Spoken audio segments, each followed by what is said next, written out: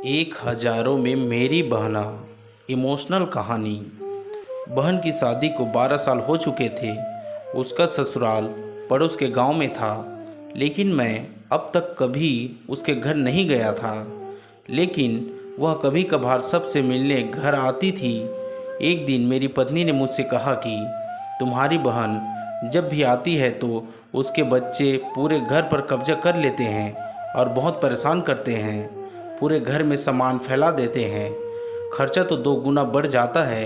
तुम्हारी माँ तो चोरी चुपके से उसे साबुन, वॉशिंग पाउडर, चावल और दाल यह सब चीज़ें देती रहती है।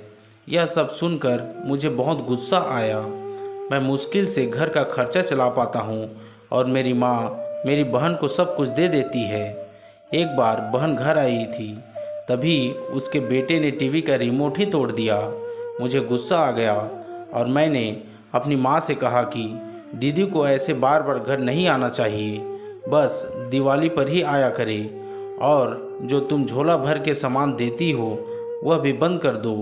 माँ ने कुछ नहीं कहा, पर बहन ने सब सुन लिया था, लेकिन वह भी कुछ नहीं बोली। 4 बज चुके थे। उसने अपने बेटे को तैयार किया और कहा, भाभी मुझे बस स्टॉप तक छोड़ दो। मैंने ऐसे ही झूठ मूठ दीदी को बोला, जा रही हो दीदी, कुछ दिन और रुक जाती। उसने मुस्कुराते हुए कहा, अरे नहीं, बच्चों की छुट्टियां खत्म हो रही है, हमें जाना चाहिए अब। एक दिन हम दोनों भाइयों के बीच ज़मीन का बंटवारा होने वाला था, तभी दीदी भी आई थी। लेकिन मैंने उनसे सीधे कह दिया कि मैं अपने हिस्से से कुछ नहीं दूंगा। माँ ने कहा कि बेटी का भी अधिकार होता है, लेकिन मैंने उसे चिल्लाकर कहा कि मैं उसे कुछ नहीं दूंगा। दीदी सामने बैठी थी पर कुछ नहीं बोल रही थी। अलग होने से कुछ दिनों बाद मेरे बड़े बेटे को टीबी की बीमारी हो गई। मेरे पास उसके इलाज के लिए बिल्कुल पैसे नहीं थे। मैं बहुत तनाव में था। ऐसे ही एक दिन मेरी बहन घर आई और मेरे पास बैठ गई। उसने अपना हाथ मेरे सिर पर फेरा और कहा कि तुम तनाव में हो क्या? मैं तुम्हारी बड़ी बहन हूँ। मैंने तुम्हें बचपन से पाला है। तुम्हें जानती हूँ मैं, और तुम मुझसे भी ज़्यादा बड़े दिखते हो। उसने अपने हाथों से सोने की चूड़ियाँ निकाली और मेरे हाथों में दे दी। उसने कहा, तुम पागल हो, तुम ऐसे ही टेंशन ले रहे हो। यह चूड़ियाँ लो और अपने बच्चे का इलाज करो।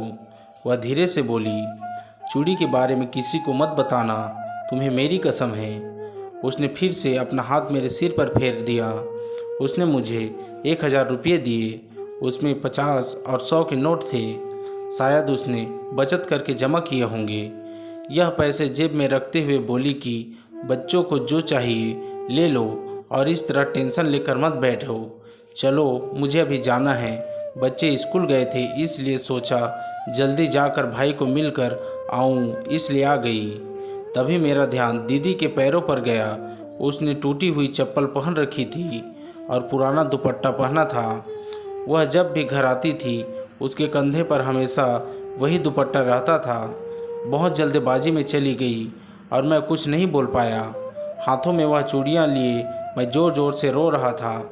हम भाई कितने स्वार्थी होते हैं ना, पल भर में बहन को पराया कर देते हैं और बहनें अपने भाई का जरा सा भी दर्द बर्दाश्त नहीं कर पाती। उसके घर में वह कई समस्याओं का सामना करती है। दोस्तों, हमें थोड़ा समय देकर और अपनी बहन से हाल चाल पूछना चाहिए।